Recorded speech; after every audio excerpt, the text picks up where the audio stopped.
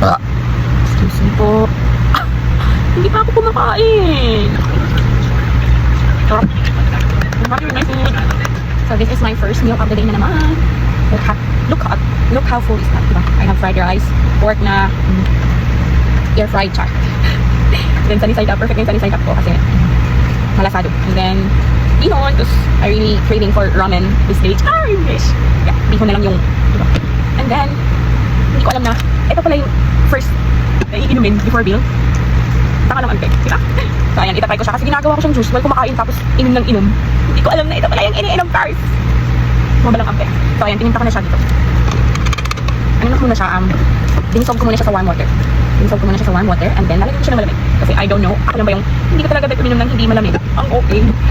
So ayan, dito may tumbler. Alam niyo na, nasa yellow basket at nasa comment section. Di ba, ang cute? Hindi ko lang talaga bet uminom ng hindi malamig. Ayan. One glass na yan. Ayan. So, hindi ko kasi alam na iniinom to first. Sorry na po, before meal. So ayan, iniinom ko na siya. Iniinom ko na siya before meal. Hindi mo sinabi ko instruction na iniinom siya before meal. Nakita ko lang din. Ginagawa ko sa gila siyang juice. Naubos ko na yung meal ko, ito hindi pa. Last ko siyang iniinom. Ngayon, dapat pala first siyang iniinom. Okay?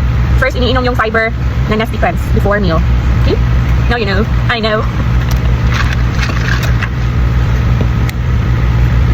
Kulang ng tubig. At tamis. Ano? Baka mabusog ako. Hindi ko maubos yung meal ko. Dami pa naman ng meal ko. Full plate. I need to finish this.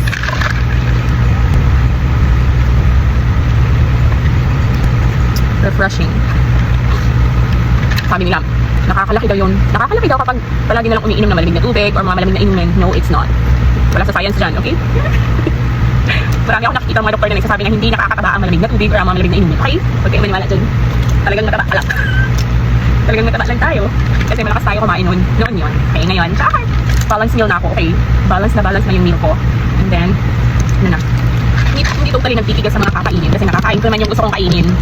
So, sakto yun siya sa calories intake ko for a day, di ba? Ano na yun? Tagalog ano eh.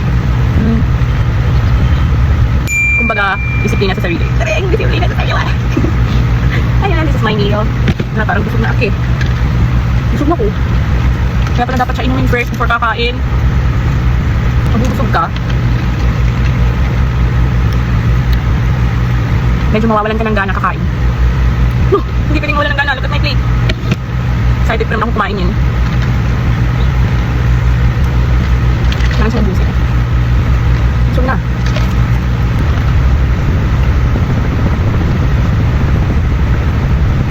Sobrang ganda talaga ng tumbler na to, okay? So ayan, nilalagyan na siya ng takip. Yung plastic niya, hindi siya putyo-putyo, ang ganda niya.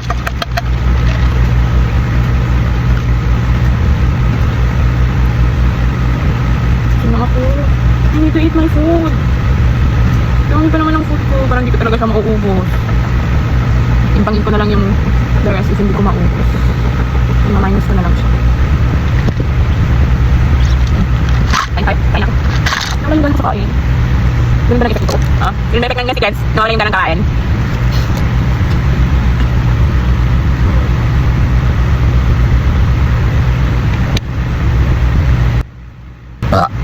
Excuse me po.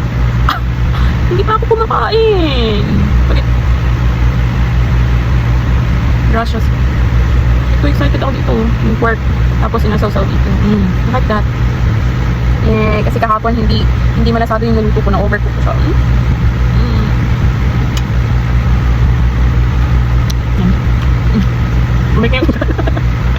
Okay na. Kumita yung ganang sa kain.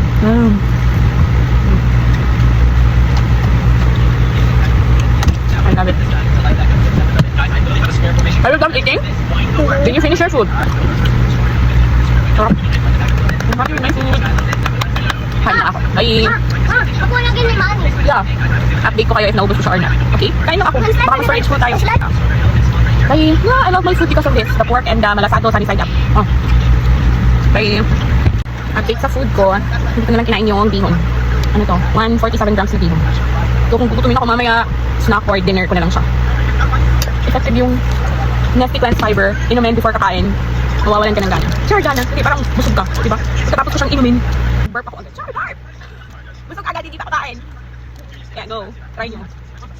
Bye.